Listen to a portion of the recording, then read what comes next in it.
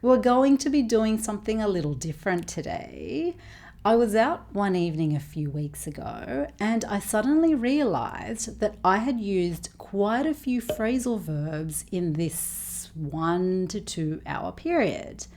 And when I realized this, I started racking my brain to try and remember what phrasal verbs I had used. So I thought really hard trying to remember what these phrasal verbs were. And then I thought, oh, if I said that many phrasal verbs in such a short space of time, then how many phrasal verbs had I used earlier in the day in text messages? So I scrolled through all my text messages that day and took screenshots of a few of them. So in today's video, we're going to read these text messages and study the phrasal verbs and idioms and a few other things that we said in these messages. Okay, let's get started. Let's read the first text message.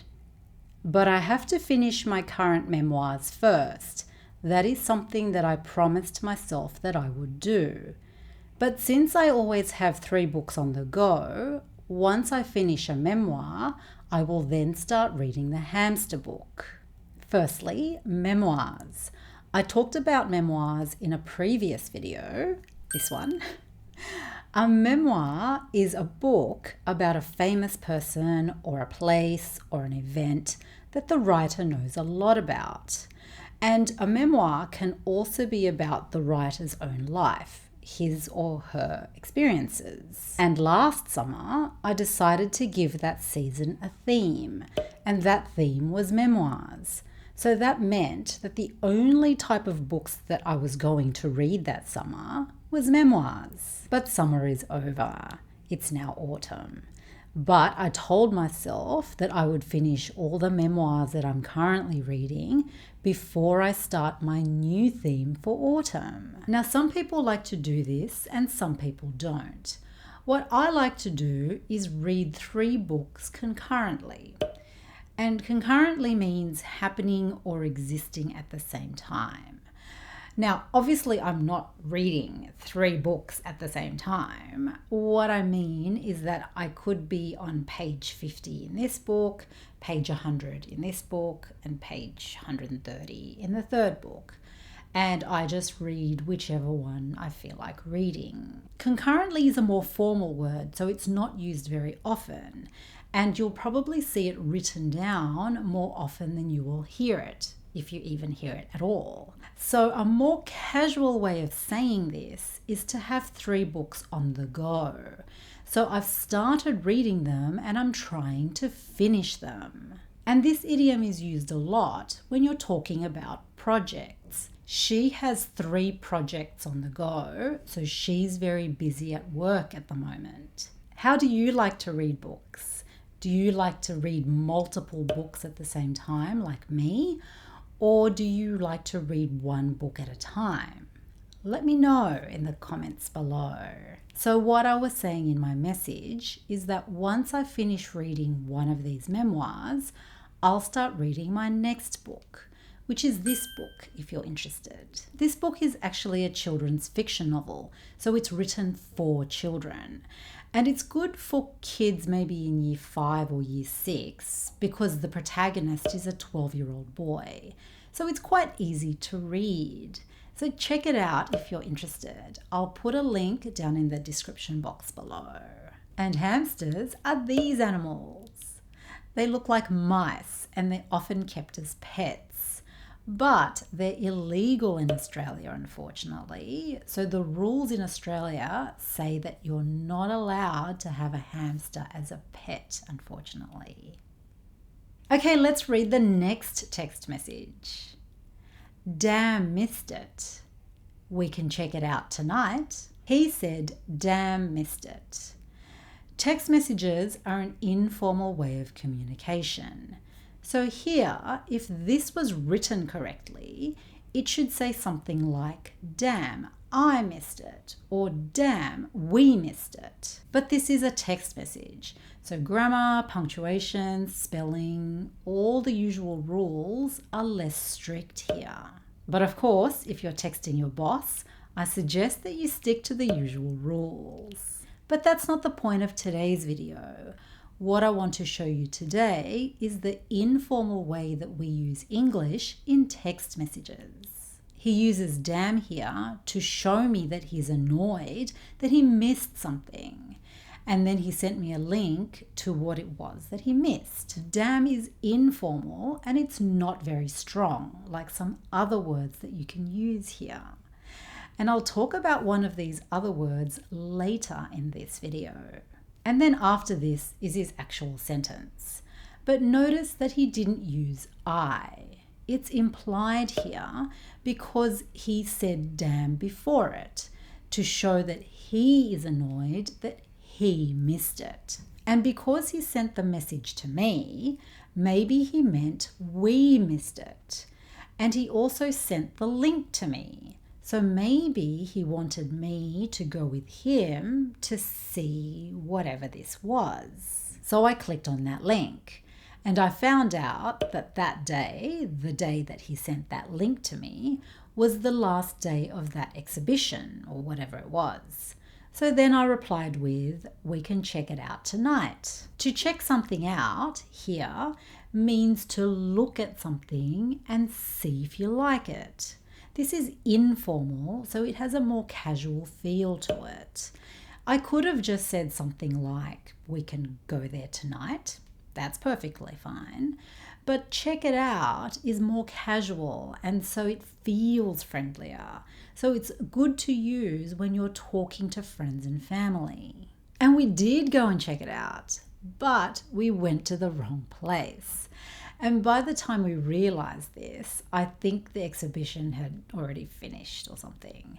So it didn't work out in the end, unfortunately. It didn't happen the way we wanted it to. It didn't work out. Okay, next text message. In this conversation, we were talking about the first day of school and how some children were probably not happy about going back to school. Their routines are going to change. They probably have to get up early to go to school. They're going to have a new teacher, new classmates. So everything's going to be very different for them. So I said to this parent that hopefully his child, will settle in soon enough. And to settle in somewhere means to be comfortable in a new place, in a new home or a new city or a new job. And here it's a new school. And he replies with, first day is tomorrow. The other kid's probably at home screaming how badly he doesn't want to go back. FFS. Now, FFS. This stands for sake. And the middle word rhymes with ducks. In real life, we would say the whole thing, for sake. For example, if you're a slow walker, so you just like to amble along, take your time, you might hear someone behind you mutter under their breath, for sake, can you walk any slower? In text messages or on social media, we use FFS, the first letter of each of these three words, to show that we're annoyed about something. It still shows that we're annoyed about something, but it's not as harsh, it's not as rude or as unpleasant as seeing the word rhymes with duck on your screen. Now, if you live in Australia, you probably already know just how often this word is used. Very often. It's a very strong word, and so like I've warned you in a few of my videos recently, if you want to use this word, only use it if you know that the people you're talking to will be okay with it. And most people are. Swearing, or rude language, is just part of the culture. But still, be careful if you want to use this word. Just remember who's around you and who you're talking to. So here, this parent is very annoyed because there's a kid who's probably screaming, saying that he doesn't want to go back to school. And of course, this can be very frustrating for parents as well. I won't go into the full story here. I won't tell you all the details about this story here. I won't go into the full story. I just wanted to show you how annoyed this parent is, and he showed this by using FFS in his message. Okay, next text message. I was meeting this guy at his office building after work. When I arrived, I messaged him and said, "I'm outside your building." Now, it had been raining quite heavily that day, but when I got to his building, the rain had actually died down. So what do you think this phrasal verb means? It means that something is less strong or less noisy or just less obvious. So for example, if the wind is particularly strong right now, it will eventually die down. Or maybe there's gossip going around the office. Have you heard the latest goss about Meghan and Harry, for example? But eventually, after a few days, all the talk will die down, so fewer and fewer people will talk about it. So on that day, the rain had died down when I got to his building, so the rain wasn't as strong as it was earlier that day. He then asked, "Should I bring an umbrella?" Again, notice how grammar and punctuation isn't so important in text messages. He doesn't bother to put a question mark at the end of his sentence because he's obviously asking a question. And then I replied with, "At the moment, no, but it changes at the drop of a hat." At the drop of a hat is an idiom and it means immediately or without hesitation. If you hesitate, it means that you stop and think about it before you do it. Maybe because you're worried about doing it or you're not sure about it. So you hesitate. But if you do something at the drop of a hat, you don't hesitate. You do it straight away. You do it immediately. For example, maybe your friend loves to go shopping. So if you suggest, "Hey, let's go shopping," she will go with you at the drop of a hat. She won't even think about it. She won't hesitate. She will just go. She will go at the drop of a hat. What would you do at the drop of a hat? Let me know in the comments below. There was a lot to study in these 4 messages, and I used some more advanced words and phrases in this video as well. So I hope that you found this video useful. And if you did, don't forget to give this video a thumbs up. I would really appreciate it. And if I see that a lot of you like this video, then I'll make more of them for you. But I need you to tell me. So don't forget to give this video a thumbs up or leave me a comment below to let me know. Thank you for watching today. Keep practicing, stay safe out there, and I shall see you in the next video. Bye! They look like mice and they're often kept as pets. What is that?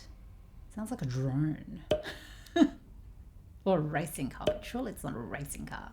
But this is a text message, and grammar, punctuation, what's the other one? Grammar, spelling.